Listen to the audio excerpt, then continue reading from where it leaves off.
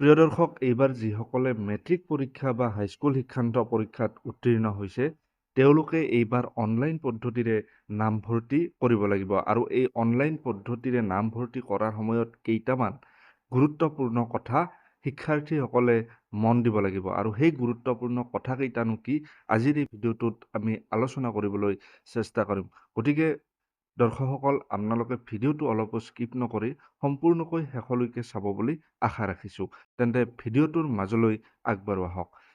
যদি আপোনালোকে স্ক্ৰীণত দেখুৱাই থকা এই বেনাৰখনলৈ মন কৰে, তেতিয়া আপোনালোকে দেখিবলৈ পাইছে যে ইয়াত প্ৰথমটো পইণ্ট লিখা হৈছে ৰাজ্যত HS প্ৰথম বৰ্ষৰ নামভৰ্তি প্ৰক্ৰিয়া আৰম্ভ। অৰ্থাৎ হাই ছেকেণ্ডাৰী প্ৰথম বৰ্ষৰ নামভৰ্তি প্ৰক্ৰিয়া ইতিমধ্যে আৰম্ভ হৈছে। আৰু ইয়াত লিখা হৈছে যে মুকলি কৰা হৈছে দৰ্পণ পৰ্টেল। আৰু যিসকল পৰীক্ষাৰ্থীয়ে এইবাৰ HS প্ৰথম বৰ্ষৰ নামভৰ্তি প্ৰক্ৰিয়া চলাই নিব, তেওঁলোকে দৰ্পণ পৰ্টেলত তেওঁলোকে ৰেজিষ্ট্ৰেশ্যন কৰিব লাগিব। আৰু তৃতীয় পইণ্টটো লিখা হৈছে নামভৰ্তিৰ আবেদন দাখিলৰ অন্তিম দিন 2 মে'। অৰ্থাৎ আপোনালোকে যেতিয়া এই নামভৰ্তি কৰিব বা নামভৰ্তিৰ আবেদন দাখিলৰ শেষৰটো দিন অৰ্থাৎ লাষ্ট ডেট 2 মে'লৈ ৰখা হৈছে। অৰ্থাৎ 2 মে'ৰ আগেয়ে আপোনালোকে এই নামভৰ্তিৰ বাবে আবেদন কৰিব লাগিব। তাৰপিছতে আছে 5 মে'ৰ মাজনিশা প্ৰকাশ পাব মেধাৰ তালিকা। এইটো অতিকৈ গুৰুত্বপূৰ্ণ পইণ্ট। যিহেতু 5 মে'ৰ মাজনিশা মেধাৰ তালিকা প্ৰকাশ পোৱাৰ কথা কৈছে, তেনেস্থলত আপোনালোকৰ এখন মেৰিট লিষ্ট প্ৰকাশ পাব। আৰু এই মেৰিট লিষ্টখন 5 মে'ৰ মাজনিশা প্ৰকাশ পাব বুলি ইতিমধ্যে কোৱা হৈছে। তাৰপিছত আহিল 6ৰ পৰা 8 মে'ৰ ভিতৰত নিশ্চিত কৰিব লাগিব শিক্ষানুষ্ঠান।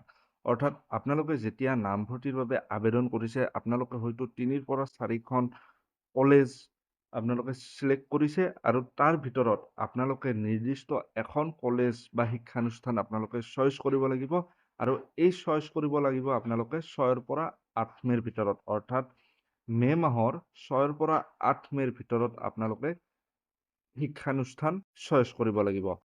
তাৰপিছতে আছে 9ৰ পৰা 10 মে'ৰ ভিতৰত অনলাইন পদ্ধতিৰে সম্পন্ন হ'ব নামভৰ্তি প্ৰক্ৰিয়া। অৰ্থাৎ 9ৰ পৰা 10 মে'ৰ ভিতৰত আপোনালোকৰ যি নামভৰ্তি, সেই নামভৰ্তি প্ৰক্ৰিয়া অনলাইন পদ্ধতিৰ দ্বাৰাই সম্পন্ন হ'ব বুলি ইয়াত কোৱা হৈছে।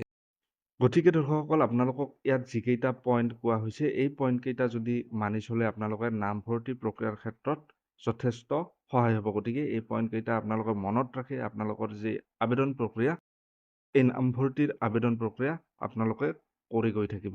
যদিহে আপোনালোকৰ বাবে এই ভিডিঅ'টো সহায়ক হোৱা বুলি ভাবে, তেতিয়াহ'লে ভিডিঅ'টোত লাইক কৰক আৰু সকলো পোৱাকৈ শ্বেয়াৰ কৰক, আৰু চেনেলটো সকলোৱে ছাবস্ক্ৰাইব কৰিব বুলি আশা ৰাখিছোঁ। আৰু এনেকুৱা ধৰণৰ কণ্টেণ্ট সদায় আপোনালোকৰ মাজলৈ মই জিন্টু দাসে লৈ আহিবলৈ চেষ্টা কৰিম।